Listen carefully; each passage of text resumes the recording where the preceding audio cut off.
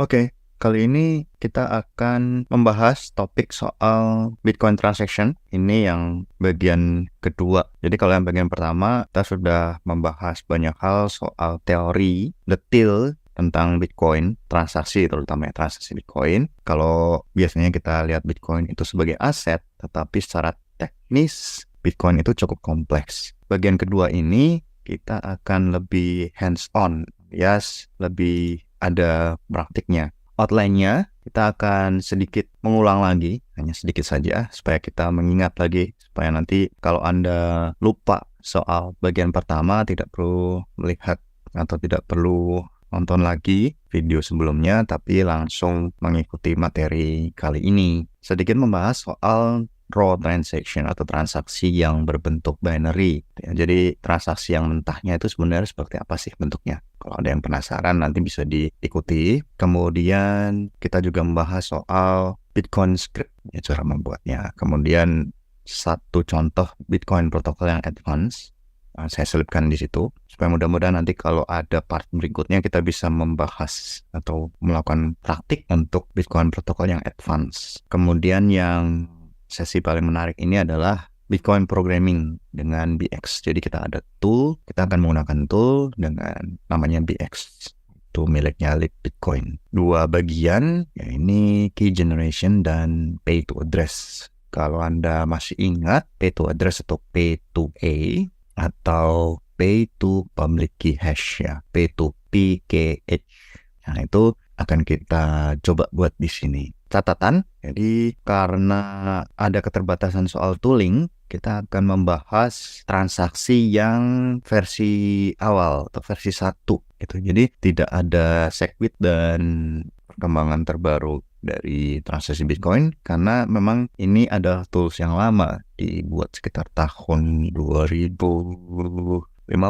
2016, terakhir dikembangkan sekitar tahun 2019, jadi cukup tua ya, kalau ukuran blockchain memang cukup tua. Nah, cuman uniknya adalah ini adalah salah satu tool yang populer. Nah, jadi kalau di Bitcoin ini memang perkembangan toolsnya tidak sepesat blockchain lain ya, misalnya kayak Ethereum itu toolsnya banyak sekali, dari testnetnya, kemudian programming IDE-nya, kemudian yang integrated seperti Remix, ada Remix ID, jadi tidak perlu download apapun, bisa langsung lewat web. Nah, tapi kalau di Bitcoin ini memang agak terbatas, ya karena memang infrastruktur dan sarana pendukungnya seperti tidak ada sumber dana yang seperti di Ethereum Foundation gitu ya. Jadi tidak ada koordinatornya, jadi memang semuanya dibuat oleh komunitas. Nah, jadi Bitcoin ini salah satu yang memang dibuat murni oleh komunitas, tidak ada dukungan. Nah, kita akan lihat dulu Bitcoin transaction yang memang sebenarnya sudah kita pernah bahas ya.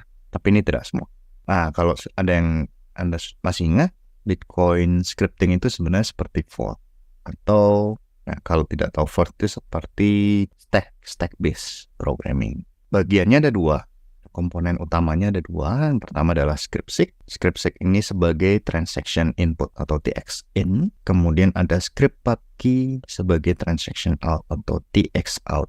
Jadi script-seq ini adalah misalnya kalau kita mau membayar, itu kita harus memiliki sesuatu kan untuk dibayarkan kan. Kita punya koin atau kita punya uang kertas, nah itu script-seq-nya. Kemudian kita akan membayarkan ke orang lain. Nah, informasi pembayaran, misalnya kita harus membayar berapa sekitar, misalnya kita punya 50.000, itu script-seq-nya, kita bayar 20.000 rupiah. Nah, 20.000 itu adalah script-key atau transaction out-nya, dan alamat tujuannya itu juga termasuk di informasi script key. Kemudian kalau kita ingat, Bitcoin scripting itu tidak Turing complete. Jadi tidak ada iterasi yang tidak terbatas. Misalnya dengan menggunakan while atau menggunakan for, itu tidak ada di Bitcoin script. Tipe operasinya itu cukup sederhana karena kita harus menggunakan opcode. Jadi langsung menggunakan opcode.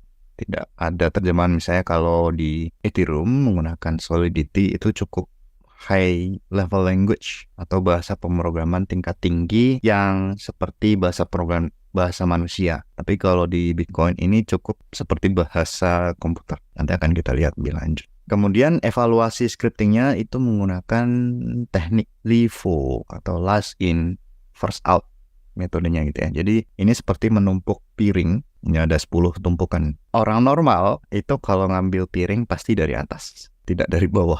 Ya mungkin ada ini ya, ambil dari bawah. Tapi untuk normalnya kita akan ambil dari atas.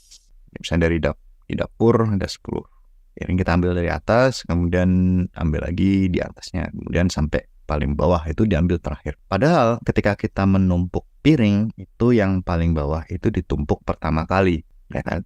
Nah, itulah metode evaluasi dari Bitcoin. Untuk daftar dari opcode sendiri itu ada di website ini atau di tautan ini, n.bitcoin.it/wiki/script. Ini bisa dipantau karena kadang-kadang terjadi perubahan di situ. Jadi ini informasinya bisa berubah sewaktu-waktu, tergantung dari perkembangan bahasa atau perkembangan protokol Bitcoin, apakah yang terbaru ini support dengan script tertentu. Kadang-kadang bisa diubah, kadang-kadang bisa dihapus, di-bracketed ya. Nah, jadi kalau mau lihat yang terbaru ya harus lewat situ website Bitcoin Wiki. Tipe dari transaksi Bitcoin, nah ini sebenarnya ingat lagi, yang pertama pay to address yang akan kita bahas lebih lanjut nanti, atau pay to public key hash, ini yang kita bahas saat ini. Kemudian ada pay to public key yang sudah tidak dipakai, kemudian ada pay to script hash, ini yang kompleks, kita bisa pakai untuk membuat kontrak, bukan smart contract tapi kontrak. Jadi kalau mau ada programming biasanya disematkan di pay to script hash. Kemudian ada null script.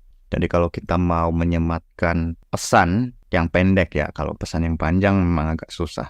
Mungkin bisa dengan menggunakan pay to script hash. Tapi kalau pesan yang pendek bisa menggunakan null script. Kemudian ada multi signature, M of N multi signature. Biasanya ini 2 of 3 multi signature.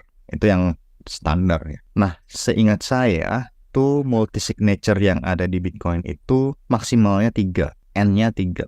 2 of 3 itu yang paling standar. Kemudian ada hash lock transaction, kemudian ada check lock time verify. Ini seingat saya sudah dibahas di part 1 atau di materi sebelumnya.